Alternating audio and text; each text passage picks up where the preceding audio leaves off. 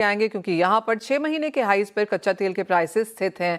सुनील, हम यहाँ पर यूएस ईरान देख रहे हैं, रशिया यूक्रेन भी देख रहे हैं, यूएस का प्रोडक्शन भी देख रहे हैं, टैरिफ्स भी है, काफ़ी कुछ है वॉच करने के लिए। किस तरह से आप एनर्जी मार्केट्स पर इस सब का इम्पैक्ट देखते हैं?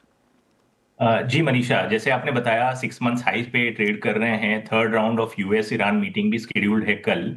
अगर वहां से कुछ एक अग्रीमेंट नहीं बनता है तो you can see the situation getting escalated. अगर वैसा कुछ सिनारियो आता है तो आपको इमीडिएटली वो रिस्क प्रीमियम में बढ़त देखने को मिल सकती है। ऑलरेडी क्रूड ऑयल में तकरीबन $10 का रिस्क प्रीमियम देखने को मिल रहा है इंटरनेशनल मार्केट में। अगर ये मीटिंग का आउटकम पॉजिटिव आ जाता है तो आपको थोड़ा बहुत करेक्शन देखने को मिल सकता है क्रूड ऑयल के प्राइसेस में। व्हेन ऐसे correction can be correction of $6 to $8।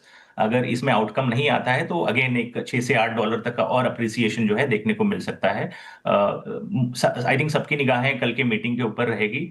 थोड़ा बहुत यूएस का अगर आप देखेंगे तो मिलिट्री बेस को वो अपना स्ट्रेंथन कर रहा है स्ट्रेट ऑफ हर्मूज की तरफ। तो अगर ईरान भी अग्रीमेंट पे नहीं उतरता है तो वो टारगेट करेगा स्ट्रेट ऑफ हर्मूज को एक एक स्ट्रेटेजिक थिंक के तौर पे, जहां पे ग्लोबल सप्लाई का तकरीबन 20% जो है वहां से रूट होता है। अगर वो रूट में कुछ डिसरप्शन आता है तो क्रूड ऑयल के प्राइसेस में, जैसे मैंने बताया, 6 से 8 या $10 तक का अप्रिसिएशन देखने को मिल सकता है। So all fingers are crossed for tomorrow's meeting.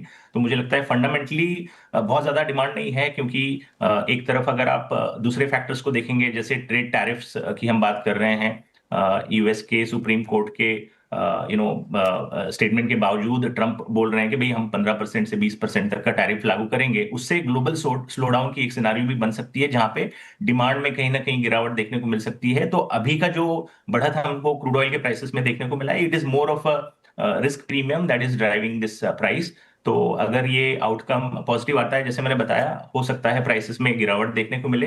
अगर ये आउटकम नेगेटिव आता है तो देन द थिंग्स में एस्केलेट फर्दर और प्राइसेस में और एक $6 से $7 तक का अप्रिसिएशन देखने को मिल सकता है।